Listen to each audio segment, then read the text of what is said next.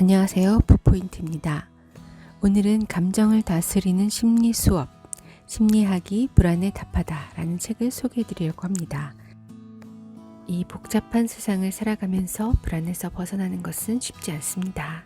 이런 불안에 대해서 실용적이고 과학적인 심리 처방 60가지를 소개하고 있는 책이 있어서 가져왔습니다. 이 책은 미디어 숲에서 출간했고요. 저자는 황양민, 장린린입니다. 이 책의 구성은 추천의 글과 프롤로그를 시작으로 레슨 1, 감정의 불안, 감정은 왜 불안에 영향을 줄까? 레슨 2, 선택의 불안, 크고 작은 선택 앞에서 늘 후회하는가? 레슨 3, 성장의 불안, 내 삶의 주인공으로 살고 있는가? 레슨 4, 직업의 불안, 직장에서의 불안은 어떻게 이겨내는가? 레슨 5, 관계의 불안, 나는 왜 인간관계가 불편한가? 그리고 에필로그, 불안과 작별하고 행복해졌습니다 로 구성되어 있어요. 이 책의 저자 황양민은 대중심리학자로서 강의와 연구활동 외에도 TV 프로그램에 출연해서 영상과 또 팟캐스트를 제작하고 있어요. 심리학의 지식을 조금이라도 더 알리기 위해서 책이나 칼럼을 쓰고 있고요. 생활 속 심리학 박사라는 별명을 가지고 있는데요. 이 저자는 이 책을 통해서 현대인이 생활 속에서 만나는 모든 불안의 유형을 각 부분별로 나누어 설명하고 이를 이겨낼 수 있는 심리 처방을 제시하고 있습니다. 사회가 발달할수록 더 분야가 세분화되고 그래서 이런저런 선택에 대한 불안, 또 치열한 생존 경쟁, 여기서 낙오되지 않기 위해서 성장해야 한다는 불안, 또 불안정한 일자리, 과도한 스트레스와 업무에 시달리는 직장에서의 불안, 가족과 친구, 직장 동료와의 관계에 따르는 불안까지 다루고 있습니다. 프롤로그를 살펴보면요. 저자는 먼저 이런 질문을 던집니다. 왜 어떤 사람들은 항상 불행해 보이고 어떤 사람들은 운이 좋은 것처럼 보일까? 주변에서 사람들을 통해 이런 의문을 가질 때가 있는데요. 저자는 중요한 게 종종 찾아오는 시련이나 좌절을 어떤 태도로 마주하는가라고 지적합니다. 그러니까 우리가 아예 시련이 없거나 좌절이 없이 살 수는 없죠. 하지만 시련이나 좌절을 어떤 태도로 대하는가에 따라서 운이 좋아 보이기도 하고 불행해 보이기도 하고 그렇다는 건데요. 자신이 무엇을 얻었는지, 어떤 손해를 입었는지에만 치중한다면 불행할 수밖에 없다는 것입니다. 반면에 자신의 본분을 다하고 일확천금의 기회에 매달리지 않으면서 본인의 인생에 깜짝 선물이 끊이지 않는다고 생각하면 스스로 운이 좋다고 여기게 된다고 하는데요. 저자 자신도 어린 시절에는 무엇을 얻고 무엇을 잃었는가에 집착해서 하루하루 불안하게 살았다고 해요. 얻는 것과 잃는 것에만 너무 신경을 쓰면 불안이 가중돼서 전혀 도움이 안 된다는 것입니다. 얻는 것과 잃는 것을 담담하게 보는 게 그리 쉬운 건 아니죠. 왜냐하면 우리는 얻는 것과 잃는 것을 중요하게 생각하는 이 제도에 갇혀 살기 때문입니다. 저자는 그제야 이 이치를 깨닫고 대중심리학과 인생 경험을 토대로 자신이 깨달은 바를 정리했습니다. 그래서 이 책을 읽는 이들이 조금이라도 일찍 그 불안한 삶에서 벗어나길 바란다고 말하고 있어요.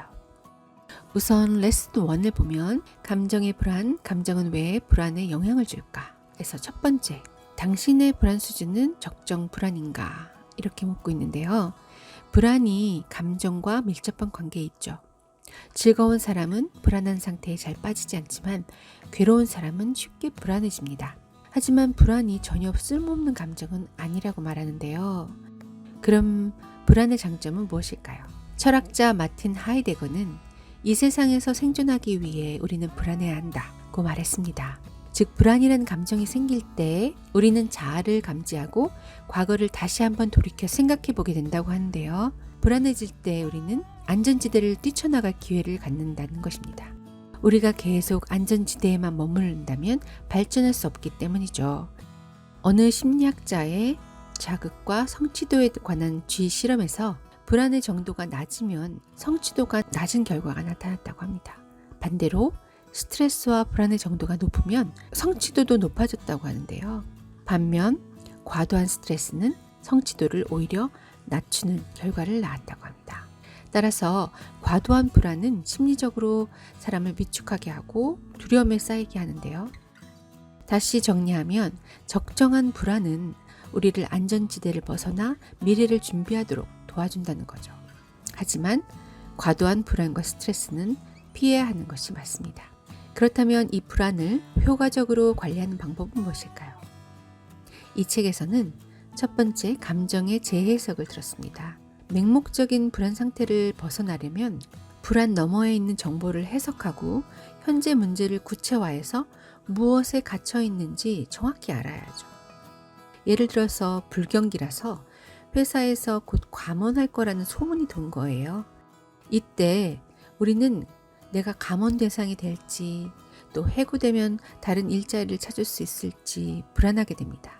하지만 그 소문의 진위가 맞는지 안 맞는지 확인하는 데 애쓰기보다는 마음을 가다듬고 불안의 배후에 어떤 정보가 전달되는지를 해석하는 게 낫다고 말합니다.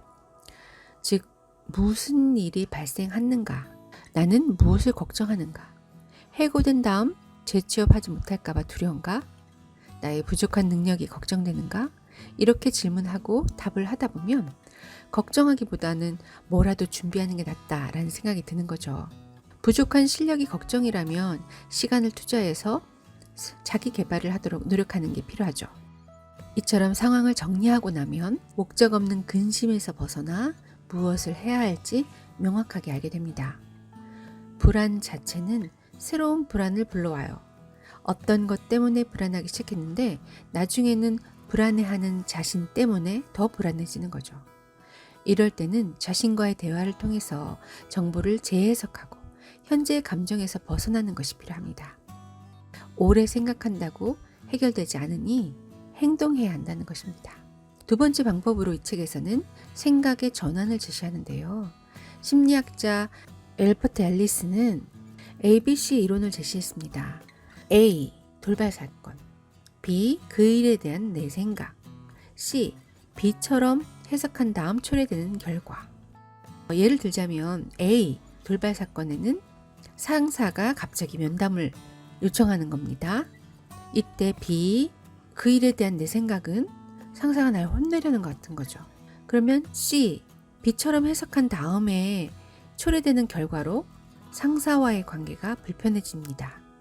여기서 알 수 있는 것은 C의 결과는 A 때문에 생긴 게 아니라 B라는 생각 때문이라는 거죠. 돌발 사건 자체가 우리를 골탕 먹이고 걱정에 빠뜨리려는 게 아니라 그 사건이나 사람에 대한 우리의 생각과 반응이 우리의 기분을 결정한다는 거예요. 그렇다면 우리는 어떤 생각의 오류에 빠지기 쉬울까요? 정보를 객관적으로 처리하지 못하고 주관적인 생각에 너무 쉽게 의존한다는 겁니다. 상대가 그냥 인사말을 건네는 건데 오늘 내 기분에 따라서 상대가 나를 비웃는 것 같고 시비를 건다고 생각하는 경우가 있습니다. 그렇기 때문에 그런 자신의 생각을 친한 사람과 공유해보는 것도 좋아요. 그 친구가 객관적인 관점에서 의견을 제시해 줄 수 있기 때문이죠. 또 우리는 결과를 우리 마음대로 예측합니다. 너무 부정적인 태도와 수동적인 생각이 아니라 올바른 사고방식과 객관적인 생각과 분석이 필요하다는 것인데요. 이 책에서의 포인트는 적정한 불안은 역량이 될 수 있지만 쓸모없는 불안에서 벗어나려면 정보를 재해석하고 비이성적인 잘못된 생각은 빼버려야 한다는 겁니다. 불안조차 우리의 마음이 허락하지 않으면 우리를 좌지우지할 수 없다는 거죠. 레슨 1에서 두 번째 주제는 불안은 자기 의심에서 온다 입니다. 불안과 맞설 때 우리는 마음 깊숙한 곳에서 난 안 돼, 난 부족해, 난 못해 이런 목소리를 듣게 된다고 하는데요. 불안의 핵심이 자기 의심이기 때문이라고 합니다. 자기 의심이 마음속에서 일어나면 머릿속에 불안과 두려움이 가득 차게 되고 손발이 꽁꽁 묶여서 항복할 수밖에 없게 되죠. 그렇다면 어떻게 해야 자기의심과 불안에서 벗어날 수 있을까요? 이 책의 저자는 대학교에서 학생들에게 평소 자기가 자주 하는 말을 적게 하고 그 말이 자기 인생과 어떤 관계가 있는지를 생각해 보도록 했는데요. A라는 청년이 이메일을 보내왔다고 합니다. 그 청년은 평소에 난 안 돼 라는 말을 자주 했다고 하는데요. 인턴십 할 때도 새 업무를 맡게 되면 안 돼요. 한 번도 해본 적이 없어요. 이렇게 말하곤 했다고 해요. 가족들이 자신한테 사회생활을 좀 해보라고 하면 나도 그러고 싶지만 나를 좋아하는 사람이 없는 것 같아. 이렇게 말했다고 해요. 그는 자기 의심과 자기 부정에 빠져 있었던 거죠. 저자는 난 못해, 난 안 돼라고 생각하면 자신을 객관적이고 긍정적으로 평가하기 어렵다고 말합니다. 누가 나를 칭찬해도 인사치레거나 비웃음이다 이렇게 여기고 자신에게 한계를 설정해서 수많은 가능성과 경험의 기회를 놓치게 된다는 거죠. 이런 현상은 자기 자신을 망치로 때리는 것 같다고 합니다. 이렇게 자기의심이 생긴 이유는 문화, 성격, 성장 배경 여러 가지 원인이 있을 수 있는데요. 자기의심이 깊어지면 가면 증후군에 걸릴 가능성이 높다고 합니다.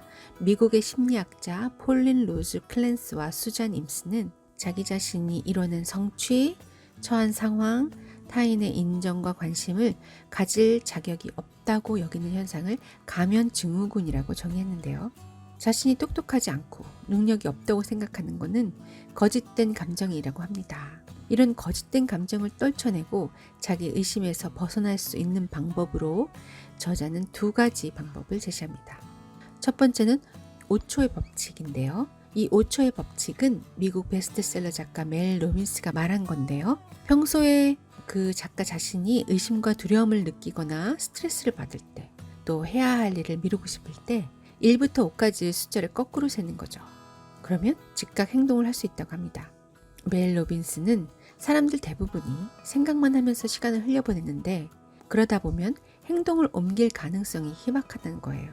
그래서 어떤 생각이 떠올랐을 때, 해야 할 일을 앞두고 있을 때 5에서 1까지 거꾸로 세면서 행동하면 자기의심, 우유부단, 미루기 등의 습관을 고칠 수 있다고 합니다. 예를 들어 아는 사람이 지나갈 때 말을 걸고 싶은데 어떤 방식으로 말을 걸지, 거절하면 어떡하지 이런 생각을 하면 인사조차 할 수 없다는 거예요. 하지만 5, 4, 3, 2, 1 거꾸로 세고 바로 행동하면 낫다는 겁니다. 두 번째 방법으로는 미래의 나 상상하기가 있는데요. 5년 후, 10년 후의 나를 상상하는 거예요. 그래서 그 미래의 내가 지금의 내가 겪고 있는 어떤 일에 대해서 어떤 생각을 할지, 어떤 행동을 할지를 상상하는 거예요.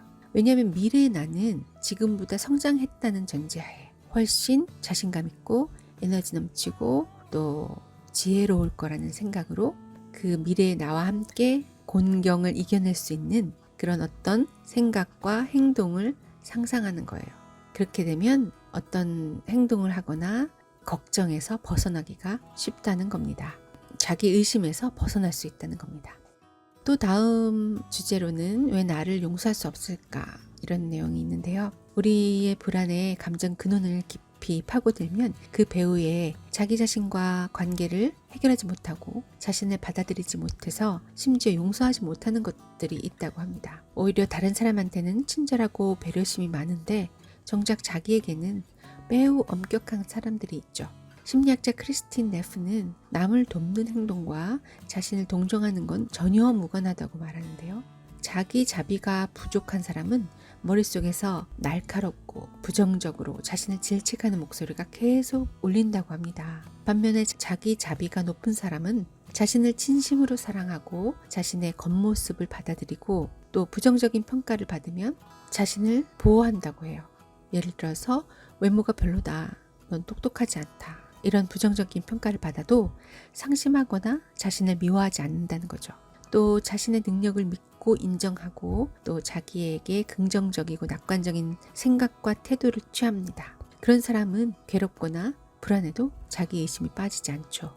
저자는 자신을 소중히 여기는 능력을 키우기 위해서 두 가지 방법을 제시합니다. 첫 번째, 배우가 아닌 관객되기. 내가 겪고 있는 일에서 주인공을 나로 하지 않고 나는 관객이 되어서 바라본다는 거예요. 관객이 돼서 그 일에서 저 사람이 나라면 이런 상황에선 어떻게 할까라는 객관화를 시켜버린다는 건데요. 그 상황에 처한 나를 배우로 할 경우 극 안에서 벗어날 수가 없고 감정에서 자유로울 수가 없지만 극 밖에 있는 관객으로 나를 설정하면 그 괴로운 일, 힘든 일을 낯선 사람의 시각으로 바라보고 마치 친구에게 조언하듯이 자신을 위로하고 공감하고 배려할 수 있다는 거죠. 둘째, 무조건적인 자기 수용이라는 방법이 있는데요. 무조건적으로 자신을 수용하는 건 매우 어려운 일이지만 자신을 위한 변론을 해보고 또 자신의 뛰어난 점을 찾아보고 자신감을 되찾아보라는 겁니다. 타인의 의견이나 평판, 세상의 기준으로 나를 정의 내리지 말고 나 스스로 나의 빛나는 부분을 찾아보자는 거죠. 결국 우리는 부족한 나와 화해해야 되고 나를 사랑해야 하기 때문입니다. 나를 사랑할 줄 알아야 불안과 마주해서 당당히 불확실한 세상을 이겨나갈 수 있는 거죠. 또 내가 선택하는 감정이라는 주제에서 저자는요. 우리 머릿속에 있는 분노, 슬픔, 두려움, 까칠함, 소심 등의 감정이 우리에게 선천적으로 존재하는 게 아니라 진화를 통해서 스스로 만들어낸다고 말합니다. 미국의 심리학회 회장이자 이 책의 저자의 지도교수였다는 리사 펠트만 바렛은 감정연구 2.0 버전의 시대를 연 분이라고 하는데요. 그분은 우리에게 기본 감정이란 게 존재하지 않고 감정으로 인해서 표출되는 반응도 고정불변하다라는 건 아니라고 주장했어요. 예를 들어 학창 시절에 내가 싫어하는 학생이 몰래 내 등 뒤에 쪽지를 붙여놓은 걸 알았을 때 화가 나서 그를 쫓아가서 따진다고 한다면 그 학생의 장난 자체보다 자신의 성격, 습관, 관념, 기억을 기반으로 이 문제를 해석한 다음에 분노라는 감정을 신속히 만들고 표현한 거라는 거죠. 그 사건을 만약에 내가 좋아하는 친구가 그렇게 했다면 그저 웃고 넘어갔을 일인데 대상이 다르고 또 그거에 대한 해석이 다르다 보니까 분노라는 감정을 스스로 만들어낸 것이라는 겁니다. 이처럼 우리는 어떤 일에 대한 해석, 감정 반응 이것이 과거의 경험과 어릴 적부터 받은 교육으로부터 만들어진다고 합니다. 어떤 사람은 회사에서 회고를 당했어요. 그 일을 교훈 삼아서 용기를 얻어 새 직장을 찾는 반면 어떤 사람은 처지를 비관하고 부정하다가 자기 자신을 폄하하고 자포자기한 사람도 있죠. 즉 사람마다 동일한 사건에 대한 해석과 만들어내는 감정이 다르다는 겁니다. 그렇다면 긍정적인 감정을 만들기 위해선 무엇을 해야 될까요? 우선 가장 먼저 신체 컨디션 관리가 필수적이라고 말합니다. 건강한 몸이야말로 부정적인 감정을 이겨낼 수 있는 최고의 양약이기 때문이죠. 그리고 다채로운 인생 경험을 쌓는 것도 필요하다고 말합니다. 감정은 과거의 경험에 근거해서 만들어지기 때문에 직접 경험이든 책을 읽든 영화를 통해서 간접 경험하든 이러한 경험이 감정을 해석하는 데이터베이스가 된다고 해요. 이 데이터베이스의 규모가 크고 가득 찰수록 맞닥뜨리는 일에 대한 의미 부여가 다양해지고 다양한 감정도 만들어낼 수 있게 됩니다. 그래서 이 책의 저자는 일본 여행할 때 일본인 친구와 만났던 사례를 얘기하는데요. 친구와 오전 9시에 만나기로 약속을 했다고 합니다. 근데 딱 9시에 도착했는데 그 친구가 늦었다고 해서 불쾌했던 적이 있었다고 해요. 저자는 정각에 도착했는데 왜 그런 말을 들어야 하지? 나중에 알고 봤더니 일본인의 시간관념은 약속 시간보다 5분에서 10분 정도 먼저 도착해 있어야 한다는 사실을 알고 더 이상 불쾌하지 않았다고 합니다. 이처럼 일본인의 시간관념에 대한 배경 지식을 가지고 있을 때 다른 나라 사람들과의 교류에 부정적인 감정 낭비를 하지 않을 수 있게 되겠죠. 그리고 자녀에게 부모가 감정을 인식시키는 방법을 알려줄 때 사람이 기쁠 때 미소 짓고 화가 날 때 찌푸린다 등의 고정관념을 심어주지 말라고 합니다. 감정은 우리 몸에 강림하는 게 아니라 우리가 직접 만드는 것이기 때문에 감정의 노예가 되지 말고 주인이 되어야 한다고도 강조합니다. 또 감정 관리의 열쇠는 감정 입자도라고 하는 편에서는요. 우리가 자신의 느낌을 구체적으로 식별할 수 있는 능력을 길러야 한다고 말합니다. 감정 입자도가 높다는 것은 감정을 나타내는 어휘가 얼마나 많은지를 알 수 있는데요. 예를 들어서 색깔의 경우에 화가나 디자이너는 빨간색 하나도 주홍색, 암홍색, 홍매색, 연분홍색 이렇게 다양하게 구분하고 적합한 색상을 선택해서 사용하죠. 감정 입자도도 마찬가지인데요. 즐겁다, 두렵다, 괴롭다 이렇게 한 단어만으로 구분하기보다는 입자도를 높여서 감정을 잘 관리하는 게 필요하다고 합니다. 감정 입자도가 낮은 사람은요, 감정 분석이 어려워서 자신이 처한 감정에 대한 대처 방식이 한두 방식밖에 없습니다. 그렇다면 어떻게 하면 감정 입자도를 세밀화시킬 수 있을까요? 우선 새로운 감정 어휘를 최대한 많이 배우고 또 자신의 감정을 세심하게 느끼면서 나를 괴롭히는 감정을 자신이 성장하는 발판으로 삼는 게 필요하다고 합니다. 즐겁다 대신에 희열을 느낀다, 고무적이다 등 조금 더 구체적인 어휘를 사용하고 슬프다 대신에 실망했다, 풀이 죽었다 등 더 많은 감정 어휘를 배워보는 게 좋죠. 그래서 내가 느끼는 감정을 세심하게 느낄 때, 이 감정이 온전히 화가 난 감정이 아니라 이 감정 안에 다른 미묘한 감정이 있구나. 이런 거를 잘 알 수 있을 때 잘 조절하고 관리할 수 있다는 거죠. 감정이 안정된 사람이 신뢰를 준다. 에서는요, 정서 안정성이란 말을 쓰는데요. 이 정서 안정성이란 감정을 평온하게 유지하는 능력을 말합니다. 감정이 안정적이면 목표에 더 잘 집중할 수 있겠죠. 정서 안정성이 높은 사람은 충동을 잘 억제하고 부정적 감정이 폭발해도 과격한 행동을 하지 않죠. 감정을 안정시키는 방법으로는 감정이 화산처럼 폭발하기 전에 주의력을 분산시키는 겁니다. 게임을 한다거나 영화를 보거나 맛있는 음식을 배부르게 먹거나 글을 쓰거나 이런 행동을 통해서 감정을 풀어버리는 거죠. 또 다른 방법으로는 곤경 탈출 5단계를 제시합니다. 1단계, 내가 왜 그럴까? 이게 어떤 느낌이지? 강도는 어느 정도인가?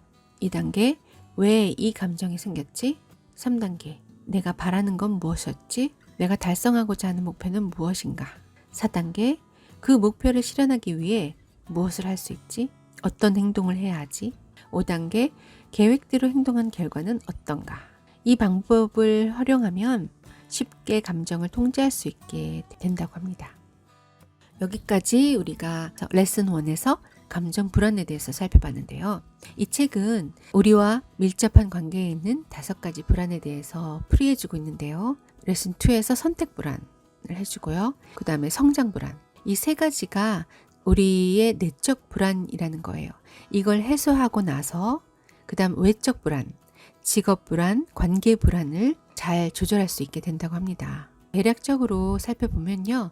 레슨 2에서 선택 불안에는 최고의 선택은 없다. 결단이 어렵다면 한계를 설정하라. 감정이란 이름의 코끼리. 막막하면 쉬운 일부터 해라. 위험할 때 생각하지 않는 뇌. 마음을 정했으면 더는 후회하지 마라. 그리고 레슨 3에서는 성장 불안에 대해서 설명하고 있는데요. 나만의 시간과 속도로 산다. 2번째 인생은 나를 위해. 좋은 꼬리표는 붙이고 나쁜 꼬리표는 떼라. 나쁜 성격은 없다. 열심히 노력한다는 착각. 학습된 무기력과 회복 탄력성이라는 주제를 다루고 있습니다. 레슨 4에서는요. 직업의 불안, 감기처럼 피할 수 없는 번아웃, 무기력을 떨쳐내는 법, 최고의 수준을 뛰어넘어 확장하라. 일과 가정생활의 균형은 없다. 직업관의 변화가 필요한 때. 레슨 5에서는요. 이제 관계 불안에 대해서 설명하는데요. 타인을 통해 행복할 수 없다. 안정적인 애정관계. 사랑하지만 상처도 주고받는 가족. 친구와의 우정을 그릇에 담는다. 남과 비교하는 습관 멈추기. 나라는 친구와 잘 지내는 법. 이런 주제를 다루고 있습니다. 이 책에서 소개된 실용적이고 소소한 해결 방법을 잘 익힌다면 삶에서 존재하고 있는 크고 작은 불안을 해소하고 행복을 맞이할 수 있지 않을까 싶습니다. 심리학이 불안에 답하다. 여기까지 리뷰하고요. 다음 시간에 뵙겠습니다. 감사합니다.